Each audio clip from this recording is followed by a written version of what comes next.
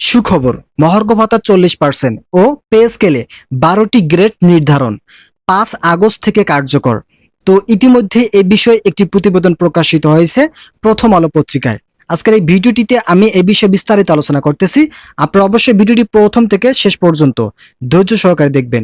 ভিডিওটি শুরু করার পূর্বে এখনো যারা আমাদের এই চ্যানেলের নতুন সদস্য আছেন তারা সাবস্ক্রাইব করে পাশে থাকা বেল আইকনটি অল করে দিন, যাতে আমাদের এই চ্যানেল থেকে মহার্ঘ ভাতার গুরুত্বপূর্ণ আপডেট সবসময় সবার আগে পেতে পারেন। দেশের লক্ষ লক্ষ সরকারি চাকরিজীবীদের জন্য সরকার আনলো আরো একটি বড় সুখবর।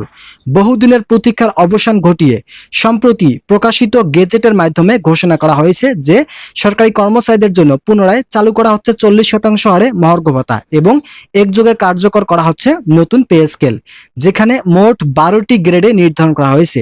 এই নতুন কাঠামো অনুযায়ী 5 থেকে 6 আগস্টের মধ্যে নতুন করে মহার্ঘ ভাতা কার্যকর হবে। অর্থ মন্ত্রণালয়ের আওতাধীন বেতন কাঠামো পুনর্বিন্যাস কমিটির সুপারিশ অনুযায়ী এই পরিবর্তন আনা হয়েছে, যাতে বর্তমান দ্রব্যমূল্যের চাপ মোকাবেলায় কর্মচারীরা কিছুটা হলেও স্বস্তি পান এবং তাদের জীবনযাত্রার মান উন্নত হয়। গেজেটে বলা হয়েছে এই 40% মহার্ঘ ভাতা নির্ধারিত হবে মূল বেতনের উপর ভিত্তি করে এবং এটি পেনশনযোগ্য হবে না। তবে যেসব কর্মকর্তা কর্মচারী ইতিমধ্যে অবসর গ্রহণ করেছেন তাদের জন্য বিশেষ হারে সামঞ্জস্য রাখার চিন্তা ভাবনা চলছে।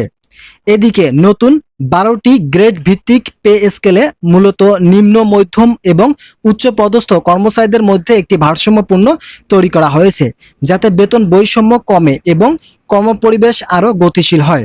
পূর্বের 20 গ্রেডের তুলনায় এই নতুন 12টি গ্রেডে কিছু গুরুত্বপূর্ণ সংস্কার আনা হয়েছে, যেমন বেতন স্কেলের শুরু ও শেষ ধাপে উল্লেখযোগ্য বৃদ্ধি, ইনক্রিমেন্টের হার পুনর্নির্ধারণ এবং কিছু কিছু বিশেষ পদে অতিরিক্ত ভাতা সংযোজন করা হয়েছে।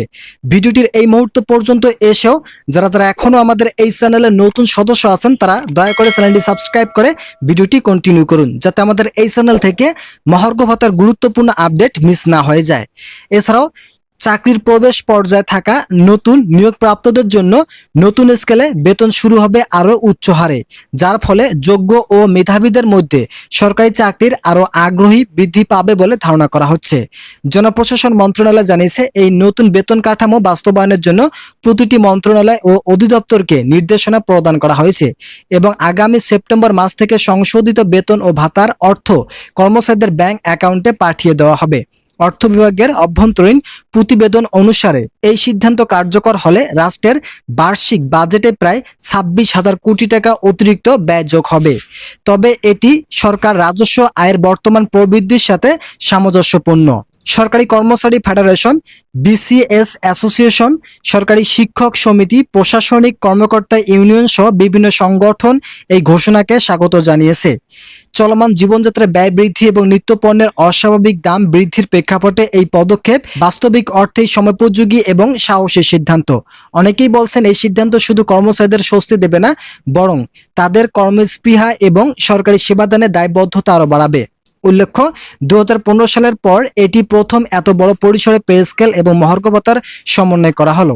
এর ফলে সাধারণ গ্রেডভুক্ত একজন কর্মচারী গড় মাসিক 8,000 টাকা থেকে সর্বোচ্চ 10,000 টাকা পর্যন্ত বৃদ্ধি পাবে এবং উচ্চ পদস্থ কর্মকর্তাদের জন্য আরও বেশি থাকবে। তো ইতিমধ্যে এই বিষয়ে একটি প্রতিবেদন প্রকাশিত হয়েছে। আজকের এই ভিডিওটিতে আমি এই প্রতিবেদনের সকল বিষয় নিয়ে বিস্তারিত আলোচনা করলাম। আশা করি আপনারা এই ভিডিওটি থেকে অনেক উপকার পেয়েছেন। যদি উপকার পেয়ে থাকেন তাহলে অবশ্যই চ্যানেলটি সাবস্ক্রাইব করে পাশে থাকা বেল আইকনটি অল করে দিন, যাতে আমাদের এই চ্যানেল থেকে মহার্ঘ ভাতার গুরুত্বপূর্ণ আপডেট সবসময় সবার আগে পেতে পারেন। আজকের এই ভিডিওটি পর্যন্ত ভালো থাকুন, সুস্থ থাকুন।